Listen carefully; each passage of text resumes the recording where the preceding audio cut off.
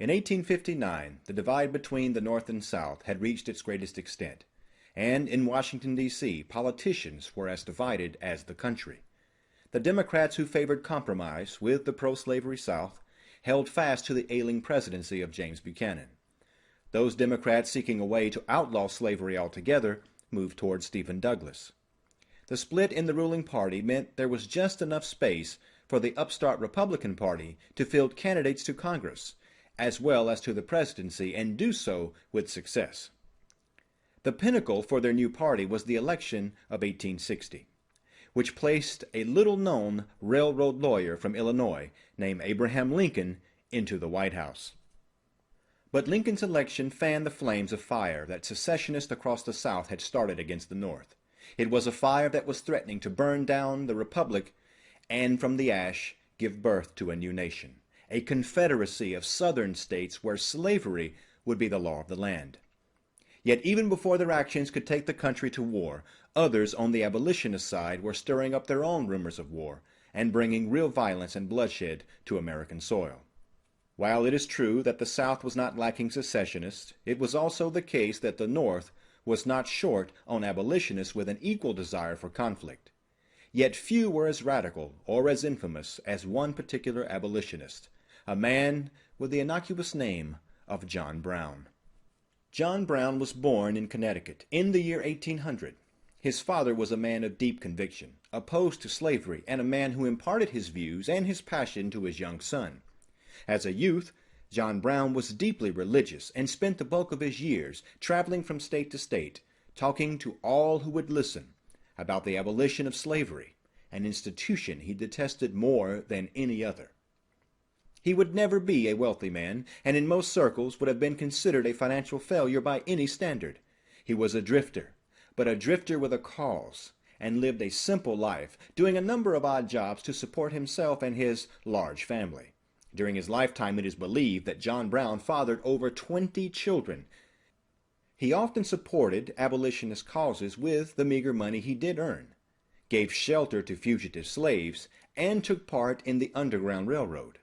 In 1851, he helped establish the League of Gileadites, an organization created to help protect runaway slaves from slave catchers who were sent to bring them back to bondage in the South. His support for the abolitionist movement brought him into contact with many other anti-slavery crusaders of the time, including Frederick Douglass in 1847. We are told that Douglass was moved by Brown's fervent anti-slavery feeling and Brown's proposed plan for a slave insurrection in the South. But ultimately, Douglass rejected the idea as too violent. Disappointed in the lack of support, it did not sway Brown from his plans. Instead, he pushed forward with his own abolitionist crusade, one in which he would pay any price, including his own life. To put his plan into action, he and 5 of his sons traveled to the Kansas Territory in 1855. While there, he led a group of anti-slavery guerrilla fighters who fought against the pro-slavery groups that were responsible for numerous attacks against those wishing to outlaw slavery. Men had been beaten, tarred and feathered, even killed in violence that rippled across Kansas. Believing violence should be met with violence, Brown led his group from town to town, and in one, he brutally attacked and killed 5 pro-slavery settlers. He continued the violence in other towns across Kansas. The results were not quite what he had hoped, however, for there was no popular uprising, no slave revolt, and eventually calm returned to the territory. Seeing this, Brown and his compatriots moved to a more fertile territory, back east, back to the South.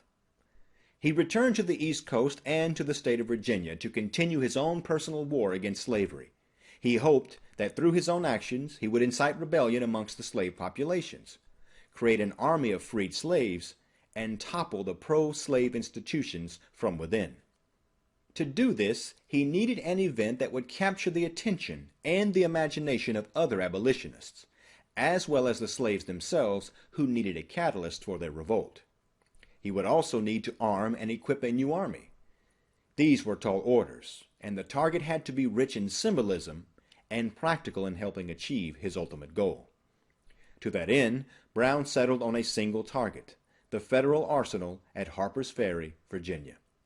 His plan was to seize it, arm the slaves who would join him in his revolution, and begin the war. It was a simple plan, one Brown hoped would succeed. And so, on October 6, 1859, Brown and 21 of his men, 5 of whom were black, attacked Harper's Ferry. The events of that evening are well known to history. Brown and his men quickly overpowered the night watchman, captured several hostages, and occupied the arsenal. Having achieved their first objective, they waited for word to spread and for local slaves to join them. None came. Instead, Federal troops led by Colonel Robert E. Lee were sent to the scene and forced Brown out of the arsenal and surrounded him and his men in a fire engine house where they had fled. For 2 days, the army laid siege to Brown's small band of guerrilla fighters, finally storming the engine room and wounding Brown in his capture. Brown was quickly put on trial and found guilty of treason. He was sentenced to death. At hearing his fate, Brown was allowed to make a final statement to the court. His speech is one of the most famous ever given by an accused in an American court of law.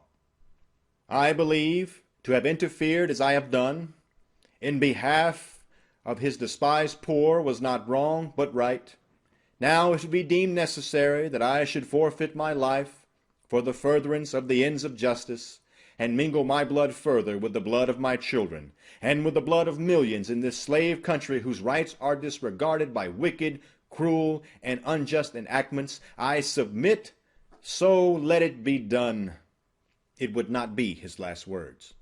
Just before the hangman could carry out the death sentence, Brown slipped him a small piece of paper. On it were written his last words to the nation he loved. I, John Brown, am now quite certain that the crimes of this guilty land will never be purged away but with blood. I had, as I now think vainly, flattered myself that without very much bloodshed it might be done. And with that, John Brown was put to death by hanging on December 2nd, 1859. His last words to the country proved to be prophetic. In just 2 years, the United States was ripped apart by war, and the issue of slavery would be decided once and for all by the blood of hundreds of thousands.